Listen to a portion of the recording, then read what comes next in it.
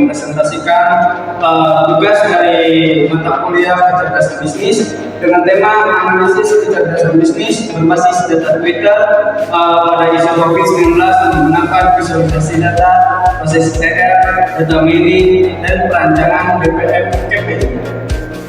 COVID-19 merupakan salah satu isu global yang memberikan dampak besar terhadap berbagai aspek kehidupan, mulai dari kesehatan, ekonomi, pendidikan, hingga aktivitas sosial masyarakat.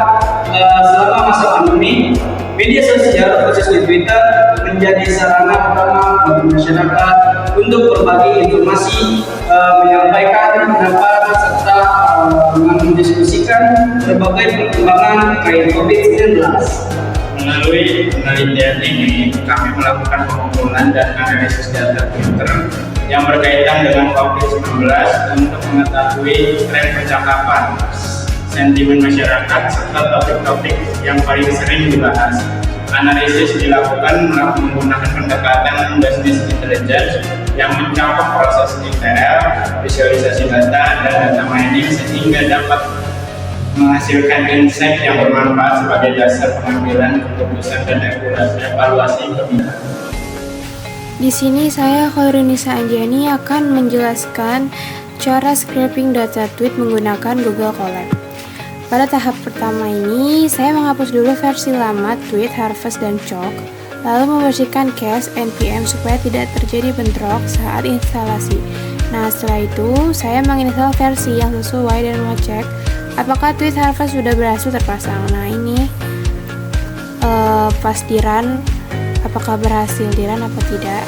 Kalau berhasil, lanjut ke kode yang kedua, yaitu instalasi dependensi. Nah, selanjutnya saya menjalankan update untuk memperbarui daftar paket, kemudian menginstal beberapa library atau komponen pendukung yang dibutuhkan Google Colab agar proses scraping bisa berjalan dengan lancar. Nah, ini kode yang ketiga. Kode ketiga ini mengimpor library getPass, lalu memasukkan autentikasi token Twitter atau X. Setelah itu saya menentukan nama file hasil scrapingnya. Nah, keywordnya itu ditambahin di bagian sebelum signs-nya ya. Baru masukin token Twitternya. Habis itu di enter aja. Terus dijalanin deh, di run. Kalau sudah selesai, kita akan lihat berapa data yang akan terkumpul. Kalau sudah datanya terkumpul seperti ini, sampai benar-benar tidak ada lagi data yang dicari, sampai ada titik 3 di bawah, berarti si scrapingnya udah selesai. Nah, baru kita pencet file, terus klik tweet data, habis itu download hasil scraping file keyword yang udah kita cari tadi. Sekian dari saya, terima kasih. Oke teman-teman, saya Zaskia Artika Rosadi akan melanjutkan ke tahap blending. Di tahap blending ini, pastikan dulu kita melakukan scraping data Twitter yang kita perlukan. Langkah selanjutnya, kita menghubungkan akun Google Drive kita ke akun Google Colab. Setelah itu, langsung aja klik run. Tunggu sampai memunculkan notifikasi seperti ini, lalu kita sambungkan ke Google Drive. Klik lanjutkan, terus lanjutkan lagi. Nah, setelah kita berhasil menghubungkannya, di tahap selanjutnya kita melakukan blendingan data. Oke, di tahap selanjutnya kita masukkan dulu folder path-nya yang berisi konten, drive, my drive, dan blending. Setelah itu klik run dan tunggu sampai selesai.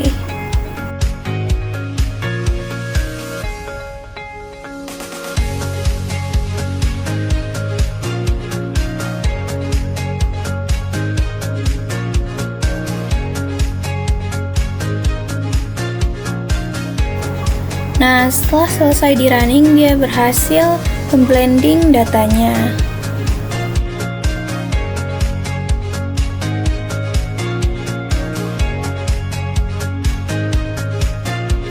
Masuk ke tahap selanjutnya, yaitu mendownload file .csv-nya. Nah, di sini filenya saya beri nama blending data COVID-19 CSV. Nah, setelah itu klik run dan dia akan secara otomatis mendownloadnya. Nah, setelah itu teman-teman bisa klik 2 kali untuk melihat hasil file yang sudah di blending. Nah, pada video ini saya akan mendemonstrasikan proses text cleansing menggunakan Python di Google Colab. Tahap pertama adalah mengimport beberapa library yang dibutuhkan seperti Pandas untuk mengolah data, Array untuk mencocokkan pola teks, serta NTLK untuk mengakses daftar stop word bahasa Indonesia. Setelah itu Google Drive dihubungkan agar file data dapat diakses. Lalu kemudian file CSV-nya berisi data tweet seputar COVID-19 dibaca ke dalam sebuah data frame.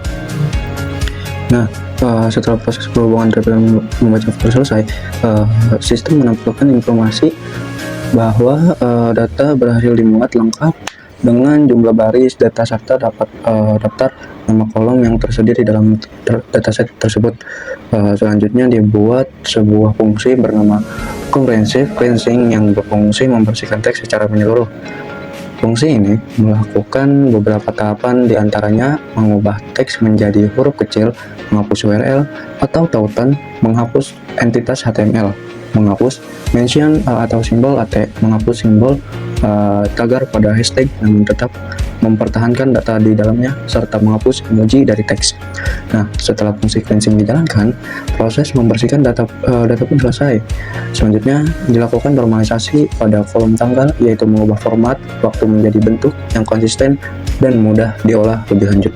Nah, tahapan berikutnya adalah menghapus kolom-kolom yang tidak diperlukan dalam analisis seperti image URL, tweet URL atau user ID, conversation ID, location, dan in reply to screen name. Proses ini menunjukkan untuk menyederhanakan dataset agar hanya menyisakan kolom-kolom yang relevan. Hasil akhir cleansing kemudian ditampilkan dalam bentuk tabel, menampilkan kolom seperti kata kunci, tanggal yang telah dinormalisasi, teks asli, teks yang telah dibersihkan, jumlah favorit, reward, dan reply dari setiap data.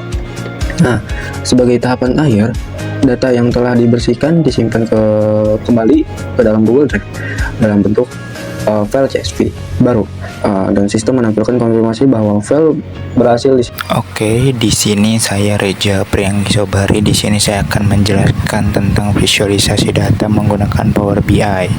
Nah, di sini saya akan mengambil data menggunakan Excel ya, yang hasil cleansingnya yang sudah bersih.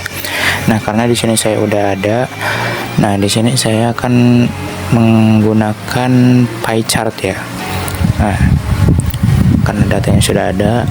Nah, di sini sebelum itu saya akan membandingkan dulu menggunakan program pie chart ini menggunakan nama keyword dibandingkan dengan favorit code.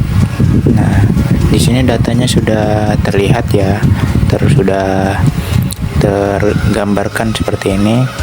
Hasil datanya bisa juga dibandingkan dengan yang lain.